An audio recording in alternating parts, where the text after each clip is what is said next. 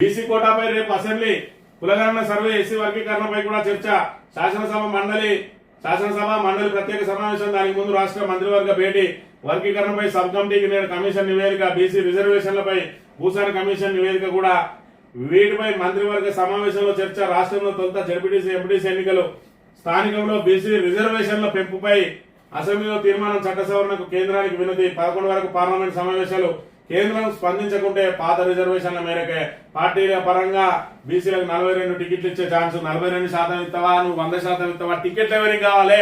కావాల్సింది 42% రిజర్వేషన్. మీరు ఏదైతే మేనిఫెస్టోలో పెట్టిందో ఆ మేనిఫెస్టో ప్రకారం 42% రిజర్వేషన్ అమలు చేయకపోతే ఇప్పుడేదో కేంద్ర ప్రభుత్వం మీద నిపం నెట్టి లేదంటే కోర్టులు అనుమతిస్తలేవని మీకు మేనిఫెస్టో రాసే రోజు మీ మేనిఫెస్టో కమిషన్ ఎవరైతే మీ మేనిఫెస్టో కమిటీ చైర్మన్ ఉన్నాడో ఆ మేనిఫెస్టో కమిటీ చైర్మన్ స్వయంగా లాయరు.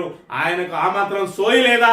మేనిఫెస్టోలో 42% మరి బీసీలకు రిజర్వేషన్ అమలు చేసి తీరుతామని మరి కోర్టుల్లో మరి ఇక్కడ ఏదైతే కోర్టులో అభ్యంతరాలు వస్తాయి అన్నప్పుడు ఆ కోర్టు అభ్యంతరాలను ఏ విధంగా అధిగమించాలనే మీకు ఒక ప్రణాళిక లేనప్పుడు దాని మేనిఫెస్టోలో ఎందుకు మరి పొందుపరుస్తారు? ఇక్కడ చూసుకున్నట్టయితే మరి ఇక్కడ మీకు కేంద్రం ఆమోదించకపోతే 42% రిజర్వేషన్లు అమలు చేసే పరిస్థితి లేదు కాబట్టి పాత రిజర్వేషన్ ప్రకారమే ఎన్నికలు నిర్వహిస్తామని చెప్పి మరి ఇక్కడ ఆంధ్రజ్యోతి ముందుగా ప్రజలను ప్రిపేర్ చేయడానికి లీకులు ఇస్తా ఉన్నది.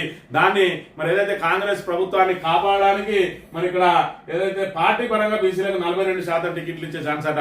42% టికెట్లు మరి నువ్వు ఇచ్చిన కాడ ఇతర పార్టీల వాళ్ళు ఎందుకు బీసీలకు ఇస్తారు? నువ్వో కాడ బీసీలకు వాళ్ళో కాడ బీసీలకు ఇస్తే బీసీలకు అన్యాయం జరిగే అవకాశం లేదా? అందుకే రిజర్వేషన్ కావాలంటున్నారు కాబట్టి ఖచ్చితంగా 42% కనుక రిజర్వేషన్ అమలు చేయకపోతే బీసీలందరూ కూడా ఐక్యంగా మీకు స్థానిక సంస్థల ఎన్నికల్లో కోలుకోలని దెబ్బతీయక తప్పదనే విషయాన్ని ఇక్కడ ప్రధానంగా గమనించాలి.